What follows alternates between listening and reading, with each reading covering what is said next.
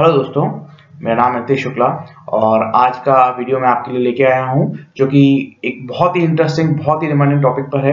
इसके लिए काफ़ी कमेंट्स भी आ रहे हैं और बहुत से लोग इस बारे में जानकारी लेना चाहते हैं क्योंकि इस टॉपिक के बारे में कुछ भी आइडिया नहीं है। तो वो टॉपिक है कस्टम ड्यूटी जो माई प्रोटीन सप्लीमेंट के ऊपर लग रही है वो किस तरह से लग रही है। तो आज का मेरा टॉपिक यही है कि मैं आपको बताऊंगा कि कस्टम डिपार्टमेंट कस्टम ड्यूटी किस तरह से चार्ज करता है, उसका बेस क्या है, किस कैटेगरी पर रख के उसके ऊपर कस्टम ड्यूटी चार्ज करेगा और कितना amount of custom duty charge करेगा दोस्तों। तो आज का मेरा वीडियो उसी के ऊपर है जिसमें मैं आपको सारी जानकारी दूंगा। तो दोस्तों जिससे आप कैलकुलेट कर सकते हैं जो भी आप माई प्रोटीन से आपने ऑर्डर फ्यूचर में करेंगे या आपने जो ऑर्डर किया है उस पर तकरीबन कितना कस्टम ड्यूटी लगेगा। तो मैं आपको बताना चाहता हूँ कि अपने इस वीडियो में आज 2 पॉइंट कवर करूंगा। एक तो हम बात करेंगे कस्टम ड्यूटी कस्टम डिपार्टमेंट किस बेस पे रख के चार्ज करता है, उसका आधार क्या है, किस चीज को पकड़ के वो चार्ज करता है, और दूसरा मैं आपको बताऊंगा कि कस्टम ड्यूटी किस तरह से आप कैलकुलेट कर सकते हैं ताकि आप कोई भी ऑर्डर अगर करते हैं माई प्रोटीन से या जो भी आप इंपोर्ट करते हैं तो उससे आप कैलकुलेशन कर सकते हैं और एक आपको टेंटेटिव हाईएस्ट अंदाजा लग जाए कि हाँ इतना हाईएस्ट मेरे को कस्टम ड्यूटी लग सकता है। तो मैंने रिसेंटली जब माई प्रोटीन से 4 पार्ट में मैंने ऑर्डर प्लेस किया थे, तो जिसमें से एक पहला जो पार्ट है मेरा वो डीपीटी के थ्रू माई प्रोटीन ने डिस्पैच किया। बाद में उनका जो लोकल पार्टनर था कोरियर का वो आरामैक्स था और आरामैक्स ने उसको मुझे रिसेंटली 1 दिन पहले डिलीवर किया है और मेरे को देने आया था वो, लेकिन मैंने एक्सेप्ट नहीं किया हालांकि उसको अभी तक, क्योंकि उसका रीजन मैं आपको बताता हूँ। क्योंकि जब वो मेरे पास मुझे मेरा आरामैक्स का जो माई प्रोटीन का जो ऑर्डर था वो देने आया तो उसने मुझसे कस्टम ड्यूटी जो मांगा वो 3150 रुपये था, प्लस 100 रुपये उनका ब्रोकरेज फीस था और 100 रुपये पे उन्होंने 15% सर्विस टैक्स भी लगाया था। तो वो अपने एक लेटर हेड पे वो बना के लेके आया था और उसने मुझसे करीब 3200 रुपये के आसपास टोटल अमाउंट की उसने डिमांड की। तो वो अमाउंट देख के मैं बहुत शॉक्ड रह गया, बहुत हैरान रह गया, क्योंकि इतना कस्टम ड्यूटी क्योंकि मेरे प्रोडक्ट की कॉस्ट 5500 रुपये के करीब है और 5500 के प्रोडक्ट पे 3150 रुपये कस्टम ड्यूटी और उनका कुछ ब्रोकरेज फीस मिला के पूरा 3200 के आसपास कुछ उनका डिमांड था ड्यूटी का। तो वो देख के मैं बहुत हैरान हो गया दोस्तों कि बहुत ज़्यादा डिमांड कर रहे थे वो लोग, बहुत ज़्यादा बता रहे थे। तो उसने जब मुझे दिखाया आरामैक्स का अपना लेटर हेड पे तो मुझे वो यकीन नहीं हुआ, क्योंकि वो कोई ऑथेंटिकेटेड डॉक्यूमेंट नहीं है, ना तो उस पर कोई कस्टम डिपार्टमेंट का कोई स्टैम्प था, ना कोई उनके पास रेसिप्ट थी गवर्नमेंट ऑफ इंडिया का कोई स्टैम्प का कुछ ऐसा कुछ भी उनके पास डॉक्यूमेंट नहीं था। वो खाली उनका एक प्लेन लेटर हेड पे कस्टम ड्यूटी लिखा हुआ था 3150 रुपये।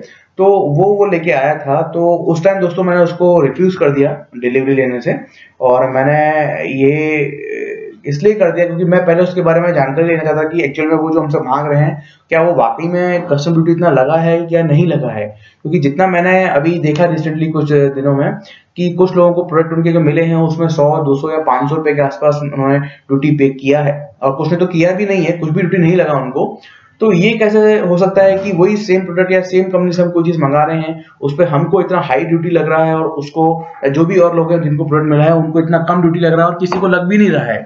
तो ये चीज का मुझे बहुत कंफ्यूजन था, तो इसलिए मैंने डिलीवरी को रिफ्यूज किया और मैंने सोचा कि पहले मैं उसके बारे में पूरी जानकारी लेता हूं, उसके बाद ही मैं इसको एक्सेप्ट करूंगा। दोस्तों मैंने उसके बारे में पूरा स्टडी किया है और स्टडी करने के बाद मैंने पूरा वो जो कैलकुलेशन किया है वो मैं आज आपके साथ शेयर करूंगा कि किस तरह से कस्टम डिपार्टमेंट कस्टम ड्यूटी लगाता है। तो जिन लोगों को 100, 200 या 500 रुपये देना पड़ा उसका तो मुझे कुछ भी आइडिया नहीं किस तरह से उन्होंने कितना उनको कस्टम ड्यूटी लगा है और इतना कम कैसे लगा है उसका मुझे कुछ भी आइडिया नहीं है। बट जो मेरे को कस्टम ड्यूटी लगा है, जो एक लीगल या प्रॉपर वे है कस्टम ड्यूटी लगने का, उस तरह से मेरे को कस्टम ड्यूटी जो चार्ज हुआ है तो वो मैं आपको आज बताऊंगा, ताकि एटलीस्ट आप ये कैलकुलेट तो कर सकते हैं कि जो भी प्रोडक्ट आप ऑर्डर कर रहे हैं उस पर इतना अमाउंट ऑफ कस्टम ड्यूटी लगेगा। क्योंकि एक बार माई प्रोटीन से हमने प्रोटीन ऑर्डर कर या जो भी सप्लीमेंट आपने ऑर्डर किया है उनको पेमेंट देने के बाद अगर आपका वहां से डिस्पैच होता है, तो समझिए जैसे मैंने आज 5500 रुपये का प्रोडक्ट ऑर्डर किया है और आज मेरे से वो 3200 रुपये का कस्टम ड्यूटी डिमांड कर रहे हैं, तो मैं अभी इसमें फंस गया हूँ। बिकॉज 5500 रुपये का जो प्रोडक्ट है वो कंपनी को पैसा दे चुका हूँ मैं, तो और जो मेरा कोरियर पार्टनर है आरामैक्स उसने कस्टम डिपार्टमेंट को ड्यूटी पे कर चुका है वो 3150 रुपये। तो आइदर या तो वो शिपर से डिमांड करेगा उस 3150 रुपये की अगर मैं प्रोडक्ट रिटर्न करता हूँ तो, या फिर वो मुझसे डिमांड करेगा। तो कंपनी जो पाई प्रोटीन है वो क्लियरली बोल के चलती है कि कस्टम ड्यूटी का कोई भी उनके ऊपर लायबिलिटी नहीं है, वो हमको ही पे करना है। तो आरएमएक्स 3150 रुपए बिल्कुल भी पे नहीं करेगी और ओवरऑल वो हमको ही पे करने पड़ेंगे, क्योंकि अगर मैं उसको रिटर्न करता हूँ तो वो आरएमएक्स उनसे डिमांड करेगा कि आप 3150 रुपए पे करिए, वो माई प्रोटीन उसको डिनाई कर देगी, तो वो आफ्टर ऑल मेरे को ही पे करना है। तो अब इस चीज में फंस गया हूँ और इसलिए मैंने काफी स्टडी इस पे किया और मैं आपके साथ भी यही शेयर करना चाहता हूँ कि कहीं ऐसा ना हो कि आप 8-10 हजार का प्रोडक्ट मंगाएं और आपको 6-7-8 हजार रुपए के आसपास कस्टम ड्यूटी लग जाए, तो फिर आपको मजबूरी में उसको पे करना पड़ेगा, बिकॉज आपका माई प्रोटीन को पैसा जा चुका है और वो अगर आप माई प्रोटीन को वापस प्रोडक्ट भेजेंगे तो भी आपका पैसा, वो कस्टम ड्यूटी जो आपके कुरियर पार्टनर ने पे कर दी है 7-8 हजार रुपए, उसको काटने के बाद ही आपको पैसा देगी अगर ऐसा होता है तो इसलिए मैं आज ये वीडियो लाया हूं दोस्तों, जिसमें मैं आपसे बात करूंगा इसके बारे में ताकि आप कैलकुलेट कर सकें। तो दोस्तों मैं आपको बताना चाहूंगा कि मैंने रिसेंटली कुछ टाइम पहले करीब 4 पार्ट में मैंने अपने जो सप्लीमेंट स्टैक है वो मैंने ऑर्डर किया था 4 पार्ट में, और सभी कॉस्ट किसी की 7,000, किसी की 5,500, किसी की 6,000, ऐसा करके करीब 25 से 28 हजार रुपए के आसपास में मेरा टोटल सप्लीमेंट स्टैक था। तो 3 जो मेरे ऑर्डर थे वो डिस्पैच हुए जर्सी पोस्ट के थ्रू, और एक मेरा जो स्टैक था वो डीपीडी के थ्रू डिस्पैच हुआ। तो जो मैंने 19 तारीख को मैंने सबसे पहले एक ऑर्डर किया था, तो वो अभी प्रोडक्ट मेरे को नहीं मिला है, लेकिन मैंने उसके बाद एक 23 तारीख को ऑर्डर किया था, पिछले मंथ की बात कर रहा हूँ 23 तारीख की। तो वो प्रोडक्ट मैंने 23 तारीख को मैंने ऑर्डर किया दोस्तों देखिए, और वो डीपीडी जो वहाँ का लंदन यूके का जो कोरियर है सर्विस, उसके थ्रू उन्होंने उसको डिस्पैच किया, और बाद में जो उनका लोकल पार्टनर है जो इंडिया में डिलीवर करता है आरएमएक्स, उन्होंने उसको वो कोरियर हैंडओवर किया और उसके थ्रू वो 23 को वहां से चला, और दोस्तों देखिए 27 को मेरे पास डिलीवरी के लिए वो आ गया कोरियर। अब देखिए कितना फास्ट मतलब उनका सर्विस है। तो लेकिन फास्ट के साथ साथ उनका जो चार्जेस है आरएमएक्स का वो बहुत ज्यादा हाई कस्टम ड्यूटी का लगा। तो इसका कोई लॉजिक मुझे समझ में नहीं आया कि ऐसा क्यों लगा।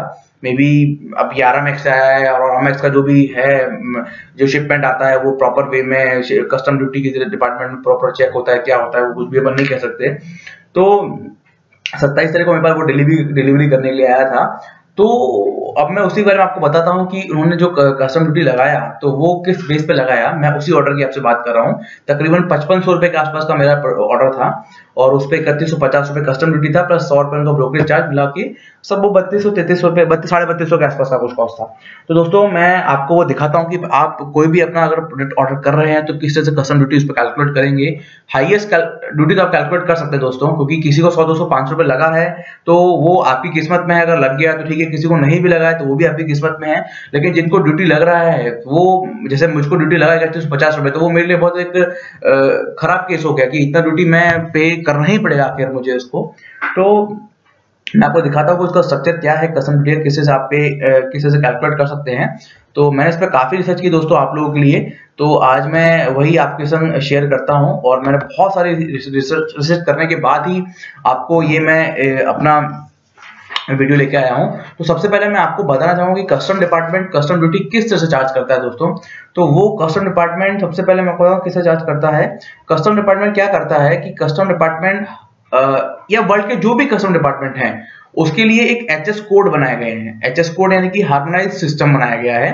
तो उस हार्मोनाइज सिस्टम में क्या होता है कि जो भी हम इंपोर्ट या एक्सपोर्ट करते हैं उसको एक क्लासिफिकेशन दिया गया है, मतलब उस प्रोडक्ट को क्लासिफाई किया गया है उस कोड के अंतर्गत कि ये प्रोडक्ट को ये कोड दिया जाएगा। तो वो एक क्लासिफिकेशन है, एचएस सिस्टम जो है ना वो एक क्लासिफिकेशन है, और जिसको वर्ल्ड कस्टम ऑर्गेनाइजेशन ने उसको 1988 में डेवलप किया था ताकि जो हमारा इंपोर्ट एक्सपोर्ट है वो एक इजी वे में हो सके, ताकि हम जो भी क्लास इंपोर्ट कर रहे हैं वो एक पर्टिकुलर कोडिंग में आके और उस कोड में क्या कस्टम ड्यूटी लगना चाहिए। तो वो हर कंट्री में एचएस कोड चलता है दोस्तों इंपोर्ट एक्सपोर्ट में। ये कस्टम जो ऑर्गेनाइजेशन है उसने बनाया था ताकि इंपोर्ट एक्सपोर्ट इजी हो सके, और ये इंटरनेशनल सिस्टम है दोस्तों, स्टैंडर्ड सिस्टम है, इंटरनेशनल सिस्टम है ये, इसको सभी लोग फॉलो करते हैं, हमारा इंडिया भी फॉलो करता है। तो दोस्तों ये एक सिस्टम होता है, तो ये एचएस कोड होता है। तो हमारा जो प्रोडक्ट है उसका भी एचएस कोड मैं आपको बताऊं क्या एचएस कोड किस कैटेगरी में आता है। तो स्पोर्ट्स न्यूट्रिशन जो कैटेगरी है वो उसमें ये कवर करते हैं इसको कस्टम डिपार्टमेंट। तो दोस्तों मैं आपको दिखाता हूँ इसमें कि इसकी कैलकुलेशन कैसे की जाती है। तो दोस्तों देखिए कस्टम डिपार्टमेंट कस्टम ड्यूटी कैसे कैलकुलेट करता है, उसका एक जो लीगल वे है वो ये वे है। ये दोस्तों आप अपना जो भी प्रोडक्ट ऑर्डर करेंगे उस पर कस्टम डिपार्टमेंट इतना ड्यूटी लगाएगा, और उसने इसमें सारी ड्यूटी लगा दी है जो भी लगती है। और मैं तो बहुत ज्यादा इसको हैरान होगी, उसने इतना ज्यादा चार्ज किया है अमाउंट कस्टम ड्यूटी। तो सबसे पहले मैं आपको बताता हूँ कि कस्टम ड्यूटी का प्रॉपर वे क्या होता है, कैलकुलेट करने का क्या प्रॉपर वे होता है, मैं आपको बताता हूँ। सबसे पहले आपका जो असेसेबल वैल्यू होता है वो क्या होता है, CIF value plus landing cost. तो CIF वैल्यू क्या होता है, C से आपका कॉस्ट हो गया, I से आपका इंश्योरेंस हो गया, F से आपका फ्रेड हो गया। तो कॉस्ट, इंश्योरेंस और फ्रेड प्लस लैंडिंग कॉस्ट मिला के आपका बनता है असेसेबल वैल्यू, ठीक है। उसके बाद जो असेसेबल वैल्यू बनता है उसके ऊपर आपका बेसिक कस्टम ड्यूटी चार्ज होगा जो कि 30% होगा। दोस्तों ये सबका अलग अलग परसेंटेज है, किसी का ज्यादा है किसी का कम है, लेकिन जो हमारा स्पोर्ट्स न्यूट्रिशन की कैटेगरी है उसके ऊपर 30% बेसिक कस्टम ड्यूटी है। तो असेसेबल वैल्यू का 30% आपको बेसिक कस्टम ड्यूटी हो गया। उसके बाद एडिशनल एक ड्यूटी लगता है, वो CVD भी बोलते हैं उसको, काउंटर वेलिंग ड्यूटी बोलते हैं, जो कि एक एडिशनल इंपोर्ट ड्यूटी है। तो वो जो भी हम इंपोर्टेड वो गुड्स इंपोर्ट करते हैं उस पर चार्ज की जाती है। मतलब ड्यूटी तो ये ले रहे हैं कस्टम ड्यूटी, उसके बाद एडिशनल ड्यूटी और लगा रहे हैं, तो वो है 12.5% दोस्तों। तो वो 12.5% हमको ड्यूटी किस पे लगेगी, असेसेबल वैल्यू प्लस कस्टम जो बेसिक ड्यूटी है उन दोनों का जो सम होगा उसके ऊपर 12.5% हमको एडिशनल ड्यूटी देनी पड़ेगी दोस्तों, देखिए।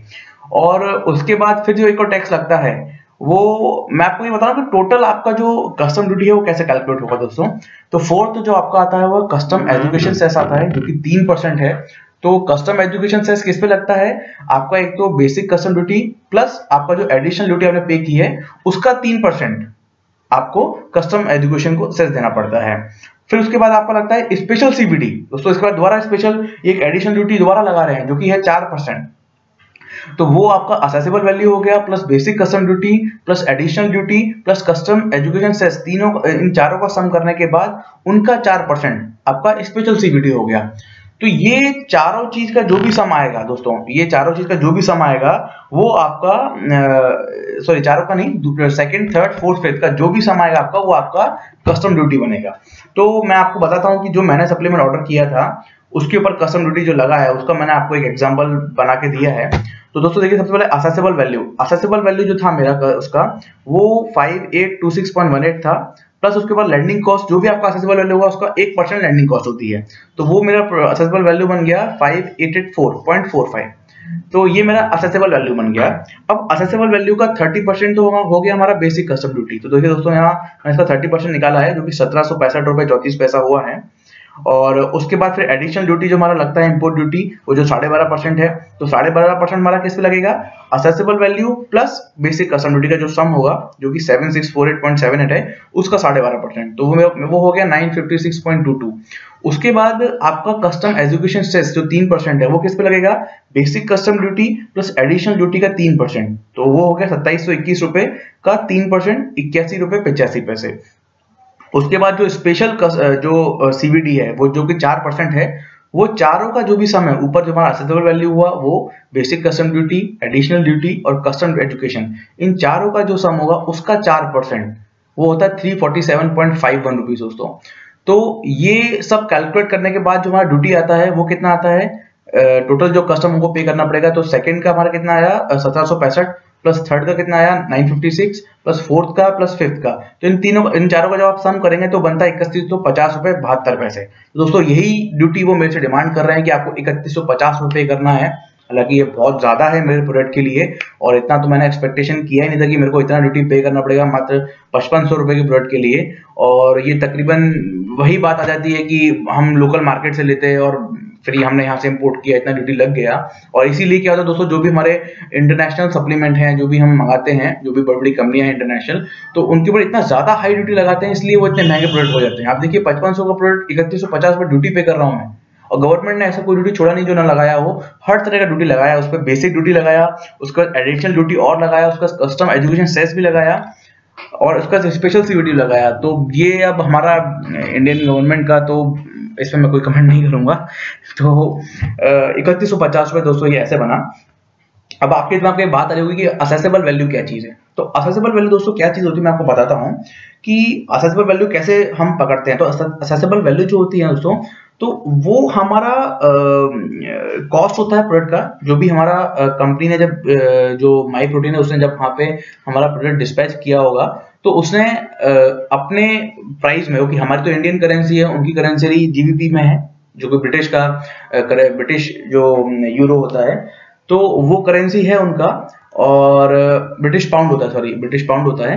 तो वो उनका जो करेंसी है उसमें कन्वर्ट करके उन्होंने जब हमारा इनवॉइस क्रिएट किया तो वो बना 4810। तो मेरा जो प्रोडक्ट का वैल्यू था जीबीपी, जब मैंने अपने कोरियर पार्टनर से उस पर बात की भैया इसका क्या कॉस्ट आपने कैलकुलेट, कंपनी ने कितना कॉस्ट बना के भेजा है, तो उसने मेरे को बताया कि सर आपका जो प्रोडक्ट कॉस्ट है वो 57.84 जीबीपी है। तो उसका जब एक्सचेंज रेट में मैंने कन्वर्ट किया, जो प्रेजेंट में एक्सचेंज रेट था चल रहा था, तो वो बना 83.45। तो जब मैंने कन्वर्ट किया तो मेरा जो इनवॉइस आईएनआर आता है, जो मेरा प्रोडक्ट जिन्होंने भेजा है उसका वैल्यू बनता है 4810। अब प्लस उसके बाद ऊपर लगाते हैं फ्राइट एंड इंश्योरेंस। तो इसका कैसे कैलकुलेट करते हैं फ्राइट एंड इंश्योरेंस, ये मुझे बिल्कुल आइडिया नहीं है, पर जो फ्राइट एंड इंश्योरेंस उन्होंने लगाया, मैंने जब उनसे बात की कि क्या आपने फ्राइट एंड इंश्योरेंस लगाया उसके ऊपर, उन्होंने मेरे को बताया कि 1016.12 फ्राइट एंड इंश्योरेंस लगाया। तो ये टोटल हो गया 5826.18। तो ये जो बनता है 5826.18, ये असेसेबल वैल्यू नहीं है। अगर आप इसमें लैंडिंग कॉस्ट प्लस 1% जब ऐड करेंगे तो वो आपका बनता है असेसेबल वैल्यू दोस्तों। तो आपको ये पता करना पड़ेगा अपने कोरियर पार्टनर से, या फिर जो भी आप ऑर्डर कर रहे हैं। आप तकरीबन ये जो मेरा ऑर्डर का जीबीपी बन रहा है, तो ये जो मैंने एक्चुअल पेमेंट किया था वो मैंने 5558 रुपये का किया था, और ये करीबन 300 रुपये मेरे ख्याल से ज्यादा आ रहा है इससे। और अगर हम जीबीपी में कन्वर्ट करेंगे तो 66 जीबीपी आता है, मतलब अगर कन्वर्ट करेंगे, लेकिन कंपनी ने इसका कॉस्ट बहुत कम करके दिया है, 57.84 जीबीपी बताया है। तो मे भी उन्होंने बेसिक कॉस्ट बताया वो फ्रेट अलग से कर दिया। तो ये अगर हम दोनों मिला देंगे, अगर ये कॉस्ट एक तो मे भी शायद उतना वो बन जाए। तो ये मेरा जो एक्चुअल पेमेंट था वो 5558 रुपये था, लेकिन जब मेरा ऑर्डर का जो वैल्यू जीबीपी में अगर मैं इंडियन रुपीस में कन्वर्ट करूंगा तो 5826 रुपये आ रहा है, प्लस लैंडिंग कॉस्ट मिला के असेसेबल वैल्यू बच जाता है। तो लैंडिंग कॉस्ट का तो 1% फिक्स है आपका, बस आपको ये अपना जीबीपी कितना हो रहा है उसका एक्सचेंज रेट लगाइए, प्लस फ्रेट एंड इंश्योरेंस कितना लगाया, ये आप उनसे पूछ सकते हैं अपने कोरियर पार्टनर से। या फिर एक अंदाजा आप लगा सकते हैं कि मैंने 5500 रुपये ऑर्डर किया था, उसका वैल्यू करीबन 5800 रुपये के आसपास आया है, तो 200-400 रुपये का फर्क होता है, ज्यादा फर्क नहीं होता है। तो आप अपने एक्चुअल पेमेंट को भी एक बेस मान सकते हैं। तो ये एक तरीका है दोस्तों जिसमें आप कैलकुलेट कर सकते हैं। और जो हमारा एचएस कोड है प्रोटीन और स्पोर्ट्स न्यूट्रिशन और सप्लीमेंट के लिए, वो है 21061000। तो ये कस्टम डिपार्टमेंट ने इसको एचएस कोड जो दिया है वो ये दिया है दोस्तों। तो इस तरह से आप ये कैलकुलेशन कर सकते हैं दोस्तों, और आप उनसे डिमांड भी कर सकते हैं कि जो कस्टम क्लियरेंस के लिए जो आपका जो भी लोड आता है उनका बाहर से, वो जब क्लियरेंस में जाता है तो एक पूरी लिस्ट जनरेट होती है, इसमें सभी के नाम होते हैं कि इस पर्टिकुलर पर्सन का ये प्रोडक्ट था, इतना वजन था, उसके ऊपर कितना कस्टम चार्ज हुआ है दोस्तों। तो वो भी मैंने उनसे मांगा है और उन्होंने मेरे को वो दिया भी है। तो उसके बाद जब मैंने उस पर स्टडी किया, जब मैंने उस पर पूरा R&D किया, रिसर्च किया मैंने उस पर, तो उसके बाद मैंने देखा कि हाँ एक्चुअल में जो गवर्नमेंट ने एक्चुअल जो लीगल वे है वो यही वे है, और बेसिकली 3150 रुपये कस्टम ड्यूटी बनता है उस पर, जो कि बहुत ज़्यादा है, बहुत ज़्यादा है। और इतना कस्टम ड्यूटी हालांकि मुझे अब पे करना ही पड़ेगा, क्योंकि उसकी तो मजबूरी है कि 5500 ऑलरेडी मैं इतना पैसा दे चुका हूँ, और ये अगर मैं प्रोडक्ट वापस करता हूँ तो माई प्रोटीन क्या करेगी, मेरा जो 5500 रुपये है उसमें से 3150 रुपये RMX को देगी, क्योंकि RMX तो पे कर चुका है ना। तो 5500 में से 3150 रुपये वो उनको पे करेगी, उसके बाद जो बचेगा पैसा वो कंपनी मेरे को रिफंड करेगी। तो और प्लस मेरे को रिटर्न के चार्जेस और देने पड़ेंगे, 1000 रुपये या 1200-2000 रुपये मुझे रिटर्न के चार्जेस और देने पड़ेंगे, यानी कि मेरा कुछ भी पैसा वापस आना नहीं है। तो ये एक हमारा बैड लक कह लीजिए कि क्या है, तो जो भी है, क्योंकि कुछ लोगों को तो कस्टम ड्यूटी लगा ही नहीं है, और मैं कहता हूँ कि वो बहुत लकी है, उनको कस्टम ड्यूटी नहीं लगा है दोस्तों ये। लेकिन फिर भी हम लकी होंगे या नहीं होंगे ये हम कुछ नहीं कह सकते, बिकॉज जैसे मैं सोच के चल रहा था कि मुझे 100-200-500 रुपये देने पड़ेंगे कस्टम ड्यूटी, लेकिन मेरे को आज 3150 रुपये मात्र 5500 रुपये का ऑर्डर के लिए देने पड़ रहे हैं, और प्लस मेरे 3 लॉट और आने बाकी हैं। अगर उन पे मुझे इतना पैसा देना पड़ गया तो दोस्तों ये मेरे लिए घाटे का सौदा ही है एक तरह से, कि मैंने इतना पैसा ऐसा टैक्स मैंने गवर्नमेंट को दे दिया, क्योंकि वेबसाइट पे तो बहुत चीप रेट है, और मैंने वही उसी को पकड़ के जब मैंने ऑर्डर किया, और आज मेरे को कस्टम ड्यूटी इतना पे करना पड़ रहा है, तो वो ओवरऑल एक लॉस ही है दोस्तों। इतना ज़्यादा महंगा वो करने का कोई मतलब नहीं है। तो ये हमारे गवर्नमेंट ने जैसे टैक्सेस लगाते हैं वो ये वे है। तो ये सारी चीज़ें आप देख सकते हैं, समझ सकते हैं, इससे उन्होंने चार्ज किया है। तो आप जो भी अपना सप्लीमेंट ऑर्डर करें दोस्तों, तो बहुत देख के समझ के ऑर्डर, कैलकुलेशन करने के बाद ही ऑर्डर करें कि क्या हाईएस्ट जो भी आपका कस्टम ड्यूटी आ रहा है। सपोज आप 10,000 का प्रोडक्ट ऑर्डर कर रहे हैं, तो आप 10,000 के प्रोडक्ट का कैलकुलेशन कर सकते हैं कि कितना उस पर कस्टम ड्यूटी लग सकता है। तकरीबन आपको एक अंदाजन वैल्यू तो निकल आएगी गवर्नमेंट की, 7,000, 8,000 या 6,000 रुपए जो भी कस्टम ड्यूटी आपका लग रहा है, वो तकरीबन एक वैल्यू आपकी आ जाएगी उसमें। तो आपको उससे अंदाजा लगेगा कि हाँ, मुझे शायद इतना कस्टम देना पड़ सकता है। मे भी हो सकता है आपको कुछ भी कस्टम ना देना पड़े, क्योंकि कुछ लोगों को नहीं देना पड़ा है। बट दोस्तों, अगर देना पड़ गया तो क्या करेंगे आप? तो आपको देना ही पड़ेगा, क्योंकि वो 10,000 रुपए के लिए आप कहीं से भी क्लेम नहीं कर सकते, क्योंकि आपका पैसा जा चुका है। तो आप वहां पे फंस जाएंगे वो चीज के लिए। तो इसलिए मैं आपसे यही कहना चाहूंगा कि आप जो भी ऑर्डर करें उस पर एक बार कैलकुलेशन जरूर करें, और उसके बाद कैलकुलेशन करने के बाद ही उसको ऑर्डर करें। और ये दोस्तों, मैंने काफी इस पे मेहनत करने के बाद आपने ये पूरा कैलकुलेशन किया है, क्योंकि मैंने भी काफी लोगों से बात की, लेकिन कहीं भी किसी को आइडिया नहीं कि कस्टम किस तरह से चार्ज होता है, प्लस उनको कैटेगरी का, क्योंकि इतनी नंबर ऑफ कैटेगरी, इतने एचएस कोड से किसी को कोई आइडिया नहीं किस डिपार्टमेंट क्या चार्ज कर रहा है। बट ये मैंने काफी बहुत रिसर्च करने के बाद मैंने ये पूरा एक वो बनाया है, जिसपे कस्टम ड्यूटी मेरे को पे करना पड़ा, उसका जो रेशियो है किस तरह से चार्ज करती है कस्टम डिपार्टमेंट, जो कि माई प्रोटीन सप्लीमेंट के ऊपर। तो वो मैंने बनाया दोस्तों आपके लिए, ताकि आपको ये अंदाजा लग सके कि किस तरह से कस्टम चार्ज हो रहा है। क्योंकि आप सोच सकते हैं कि मैंने 2,500 3,000 प्रोडक्ट मंगाया, मुझे 1,500 1800 देना पड़ रहा है, बहुत ज्यादा है। तो ये चीज मेरे साथ हो चुकी है दोस्तों, और हो ही रही है। अब बाकी की मैं उम्मीद करता हूँ कि मेरे 3 प्रोडक्ट जो जर्सी पोस्ट से आ रहे हैं, वो अब ये लक की बात है, क्योंकि जर्सी पोस्ट से जो ऑर्डर आ रहे हैं उस पर इतना कस्टम ना लगे, तो वो भी 5,500 रुपए के आसपास के कॉस्ट के हैं, उन पर इतना कस्टम ना लगे। तो बट इसमें तो मुझे कस्टम लग गया 3,150 रुपए। और ये क्या मोनोपोली है, ये हम कुछ नहीं कह सकते, क्योंकि जिनको इतना कम कस्टम लगा और हमको इतना कस्टम लग गया, तो ये तो कुछ भी हम नहीं कह सकते कि ऐसा क्यों हो रहा है। बिकॉज कस्टम का सिस्टम एक स्टैंडर्ड होना चाहिए कि हाँ, इतना कस्टम अगर उनको 100-200 रुपए लगा है, तो हमको भी उतना ही लगना चाहिए। और अगर एक्चुअल में ये सिस्टम है, तो सभी को फिर यही चार्ज लगना चाहिए, लेकिन ऐसा नहीं हो रहा है। कस्टम डिपार्टमेंट का क्या मोनोपोली है, ये हम कुछ भी नहीं समझ सकते, कुछ भी नहीं कह सकते इसके बारे में। तो आपसे मैं यही कहूँगा कि आप जो भी ऑर्डर करेंगे वो बहुत सोच समझ के ऑर्डर कीजिए, उसके बाद ही आप प्रोडक्ट को मंगाइए, क्योंकि आपका पैसा जाने के बाद दोबारा वापस आना बहुत मुश्किल दोस्तों, बहुत मुश्किल है। और इतना महंगे स्टैक को फिर इतने टाइम पे अगर मान लीजिए कस्टम में या कुरियर डिपार्टमेंट का पड़ा रहा 7-8-10 दिन, तो वो बंद डिब्बे में खराब ना हो, या जो भी इश्यूज हैं, सब चीजें, क्योंकि हैंडलिंग प्रॉपर नहीं होती है। जब हम देखते हैं बहुत सारे कुरियर्स होते हैं कुरियर कंपनी में, तो वो कहीं डैमेज ना हो, तो ये एक रिस्क और होती है। तो मैं बहुत जल्दी वो अपना कुरियर अब मुझे रिसीव करना ही पड़ेगा, क्योंकि मैंने आज ही इस पर काफी रिसर्च करने के बाद इस पर पूरा मैं कंक्लूजन पे आया हूँ।